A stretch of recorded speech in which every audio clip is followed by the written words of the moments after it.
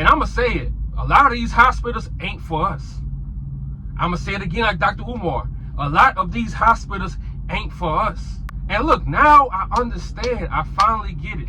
I see why a lot of black women, at first I was like, dang, a lot of women saying they don't want to have kids. Now I see why. What's the point of having a kid if you can go to a hospital and now you're unalived? Now you can't go back home. Now you can't go back to work. Now you can't do what you love in life. Now you can't really be a mother. It's a 50-50 chance. So why would you even chance that? If I was a woman and I saw this going on, I wouldn't want to have kids either. So I really understand. But see, this is what I need women to understand also. See, the media wants y'all to think that black men hate y'all. Black men don't hate y'all. That's the media. They gonna always throw the content out that black men hate black women and vice versa. Black men go through the same thing. Why you think black men hate going to the hospital? Why you think that? You think because black men want to be unhealthy? No, it's a reason. Matter of fact, let me read it to you. Black men also have a lingering distrust of the medical system. Men typically go much less frequently to the doctor than women, and this is especially common for black men. So y'all really think black men don't want to check on their health? Black men don't want to be healthy? No, it's not that. We know most times when you go to the hospital, a lot of times you don't go home. We already know that. We saw that with our grandmother, our grandfather, with an uncle. We all saw that. So that's why black men have fear, because we don't trust them. And that's why they want to keep us separated, because they know black men go call shit out. We go call it out for the jump. When we don't trust something, we gonna say, wait, that don't make sense. So that's why they always have to keep us in war with each other. Always understand that. But let's get into this story of the 3 black women that was unalived at this hospital. The ones they talking about. Because I know it was plenty more, but these the ones that they documented. And somebody sent it to me, and I looked at the date. This was 2 weeks ago. So 2 weeks ago, from a local news station. You don't see it on CNN. You don't see the president talking about it. You don't see no pastors talking about it. You don't see nobody talking about it. Shade Room not even talking about it. So a truck driver has to talk about it? That's crazy. But let's get into it. Sha-Asia, Washington. She was 26 years old. In 2020, Washington, a charter school paraprofessional, was unalived after an emergency C-section at Woodhull Medical Center.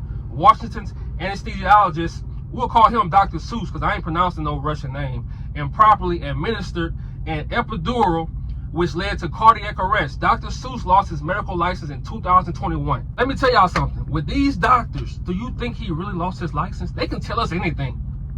He wasn't arrested, charged with a crime, or anything. They can tell us anything. I promise you, he's somewhere still practicing. He's somewhere still being a fake doctor. But when it comes to an actual doctor, and you unalive pregnant women, pregnant black women, nothing happens to you. They just take your license away. That's it. But if you fake a doctor, you get 10, 15 years. Think about this. This dude, instead of going 4 inches with the anesthesia, this dude went 13 inches. She couldn't breathe. She said, I can't breathe. Another doctor came in and said, I can't believe this is happening again. Another doctor said that. So imagine how many women, imagine how many black women they unalived and we haven't heard of them yet. This just one of them connected to his name. And I'm going to put his picture up. I'm going to leave it up. Because if you see this doctor, I'm telling you, just run. They said his name is connected to 6 other black women that was unalived because of him. But they didn't tell us the name. They just told us this woman right here. Think about that. As a doctor, you could go around and you could unalive black women and still be free. Just imagine going to the hospital and you know the anesthesia is supposed to go 4 inches. That's it. The dude, like I said, he went 13 inches. Imagine how her death was. Imagine how lonely she felt. And that's why I really do these videos, because I hate when people get taken advantage of. And I can relive the moments for some reason in my head when you know you're about to be unalive, when you know you're about to die, and you can do nothing about it. Just imagine that doctor's face knowing he knew what he did. And she just looking at him. So that's why I make these videos, man. And sometimes I be having to hold back from crying because I have a daughter, I have sisters, and I can't let this slide. So let's go to the next black woman. Christine Fields. In 2024, Fields, a 30-year-old black woman, was unalived from hemorrhaging after giving birth at Woodhall Medical Center. State investigators determined that a doctor's mistake was the cause of death, and they did not list the doctor. So you telling me you are a hospital, a doctor unalived another black woman, and you can't tell us who the doctor was? You're going to tell us it's patient privacy? Patient privacy? She's dead. What are you talking about? See, they're trying to play in our face, but we have to keep exposing these hospitals also, because they make billions and billions of dollars, but they disrespect our women. They disrespect our black families. And I'm going to call this a genocide, because just imagine about all the stories we haven't heard about. This just 3 in the last 4 years. That's it. Imagine the black women that couldn't tell their stories. They family couldn't tell their stories. Imagine them. They don't care about our people. They are really committing a genocide right in front of our faces, and nobody talking about it. The pastor's not talking about it. The news station's not talking about it. Shade Room not talking about it. Even the president not talking about it. Trump not talking about it. Kamala not talking about it. What are we doing? And this really broke my heart, because I'm thinking, they sued, or the hospital just gave them some money, because they felt bad for them. Bro, I had to look, and this is what I found. Imagining you have to raise a GoFundMe page because a hospital unalived your wife, the mother of your kids, and you have to raise money to pay bills, the funeral, everything. That don't make sense. So that's why I have to talk about this, because they're trying to play us. Because, yeah, you might say, okay, this happened to somebody else. It can happen to you. It can happen to your daughter. It can happen to your granddaughter. At any one of these hospitals, you got to realize, most of these hospitals are named after slave owners. Do your research. Grady Hospital in Atlanta, a slave owner. Just do your research on these hospitals. Most of them are named after slave owners. They don't mess with our people at all. Then you got a Russian doctor trying to deliver a baby from a black woman. What you think he gonna do? They don't mess with our people? They don't like our people? What you think gonna happen? So shout out to the black people that's in school to be a doctor. The black people that love black people. Shout out to y'all. Shout out to the black people that's in school for nursing. Shout out to y'all. Like I said earlier, before y'all go to these doctors to deliver your baby, do research on these doctors. Find out where they live at. Because if something happened to your wife, look, he shouldn't be able to sleep. He shouldn't be able to eat without knowing, oh, something coming from this direction, something coming from that direction. He should be worried every day. His life should no longer be peaceful. But guess what? We don't know who the doctor is. So the doctor can still be out there doing this to other black women. But let's move on to the third black woman. This happened recently. Beverly Garcia Barrios. I hope I pronounced that right. If I didn't, I apologize. In 2024, Barrios, a 24-year-old pregnant woman died.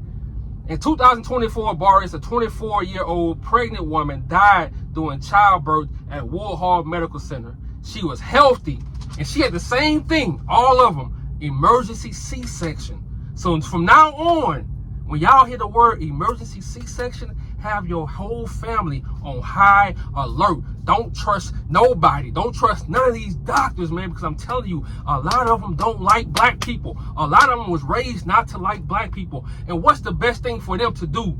Unalive the mother. Now the child is born into a world. Yeah, you have the father, but nothing is like that mother connection. They know that. So they cut that off. And I feel like they have joy in watching her die slowly. So anytime y'all hear emergency, and look, I never knew this. I never knew this kind of stuff. But anytime y'all hear emergency C-section, have your whole family on high alert. Like I said earlier, have the doctor's address to their house, to his kid's house, to his mom's house. Have it. And I promise you, they will stop playing with us. Because if they want to unalive our black women, okay. We're going to make this an eye for an eye. I'm going to know where your mama live at. I'm going to know where your grandmother live at. I'm going to know where your wife live at, where your kids live at, where your kids' kids live at. I'm going to know where everybody live at. I'm going to know where you wake up in the morning. I'm going to know where you go eat at. I'm going to know where you go to church at. I'm going to know all that stuff.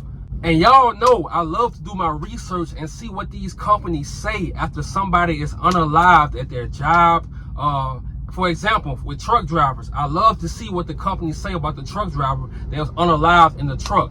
So now let's see what the hospital said about these women being unalived. Remember, 3 black women, 3 pregnant black women in 4 years. Let's see what they say. Over the last years, we have been particularly focused on helping reduce the unacceptable maternal mortality rates among women of color through innovative interventions. What? See, what I love about trucking, it taught me how to think. Being over this road by yourself over 10 years, it teaches you how to think and use your common sense. I just stepped back and I said, wow, we have an election going on. You don't hear anything about black women being unalived by hospitals, by doctors. You don't hear about that. Nobody talks about it. But you want us to think that you care about our people? If you don't care about our women first, you don't care about us. See, they gonna try to manipulate women to turn against black men, but black men not your enemy. Your enemy are these people. When you get pregnant, they want to see you unalive. They want your baby to come here already messed up. You know why? Because the same people that own the hospitals own the prisons. So if they can start your baby off on the wrong foot, it's already an advantage without the mother. So that's racism these days. They control the hospitals. They control if a woman lives or not. Imagine your girl. See, if I had a wife that went into pregnancy and she was unalived, I'm telling you now, if I can't sleep, none of those doctors can sleep until I find out what happened. You're going to have to unalive me too.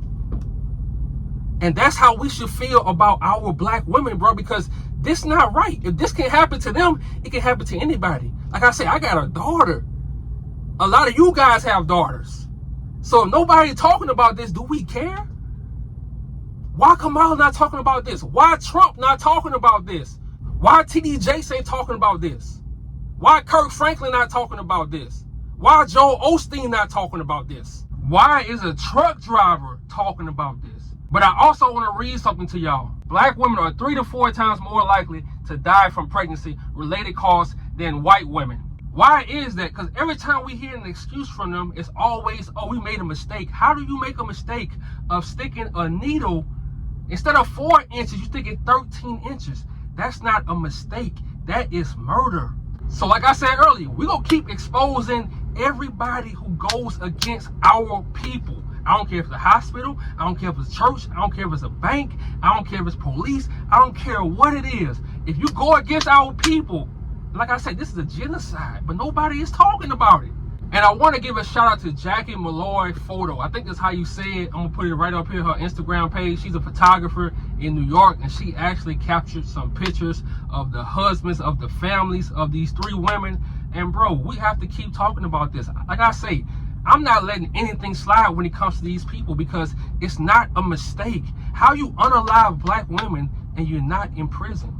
How are you a hospital and you still operating, but you unaliving black women? Do they really care about black women? I'm telling you, every time they talk to black women, they trying to manipulate them. This the stuff they try to hide from you. But I'm going to always, like I say, I'm going to always expose it because I'm not letting nothing slide. I'm out.